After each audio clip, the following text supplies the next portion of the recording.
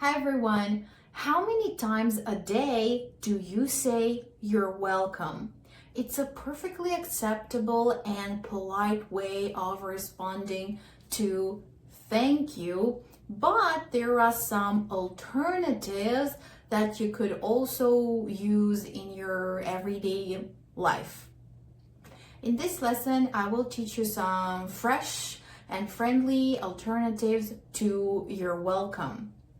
My name is Anna and I help English learners just like you get from basic speakers to confident communicators. Now, pause for a second and think about other alternatives to your welcome that you normally use in everyday life. Okay, and now I will come up with some suggestions. Hopefully you will be able to expand your vocabulary. So the first one is no problem. No problem is very casual, informal, and perfect for everyday situations. It means it wasn't a burden, it wasn't difficult to help. Example, thank you for helping me with the bags, no problem. Personally, I try to avoid using no problem because problem implies that there was a problem. Honestly, I prefer other more positive alternatives, but again, it's up to you, and no problem is commonly used and it's perfectly acceptable. Anytime.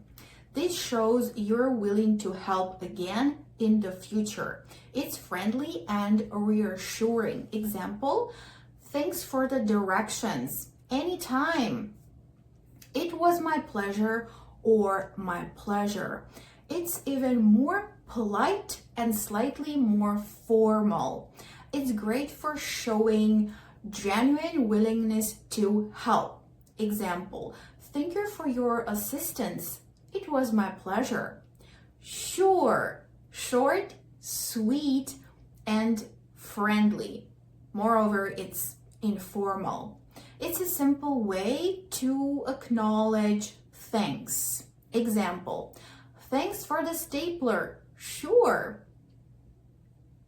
Happy to help. It's very enthusiastic and it shows a very positive attitude and willingness to help again in the future. Example, thank you for fixing my computer. Happy to help. You got it.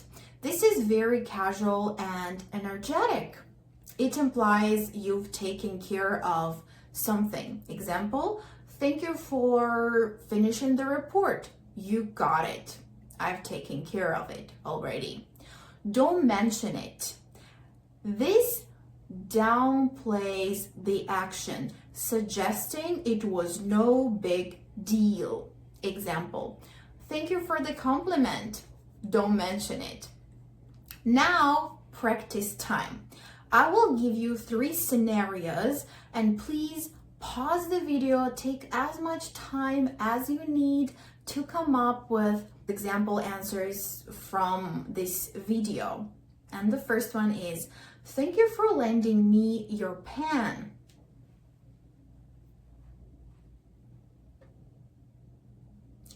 Possible responses, no problem, anytime, or sure. Sweet, short, informal, and friendly. Scenario number 2, someone says, thank you for helping me understand this. You could say, happy to help. It was my pleasure. My pleasure. And the third scenario, someone says, thank you for your quick response.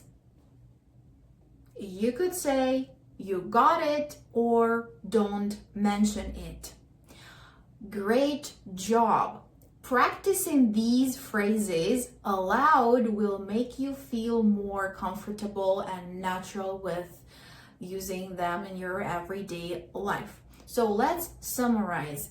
While you're welcome is perfectly acceptable, it's slightly more formal and polite, there are other ways that I suggest that you incorporate, implement, and use in your everyday life, such as no problem, anytime, it was my pleasure, sure, you got it, don't mention it. Each phrase has a slightly different nuance, so choose the one that fits the situation and your personality. If you enjoyed this video, I suggest that you watch this video right here, which is on other ways to ask, how are you? Why not expand your vocabulary even further? And also, if you want to take your English to the next level, sign up for private one-on-one English classes with me to get personalized feedback and to achieve your English learning goals even faster. Thank you very much for watching this video until the end. I really hope so. And I will see you in the next one. Bye!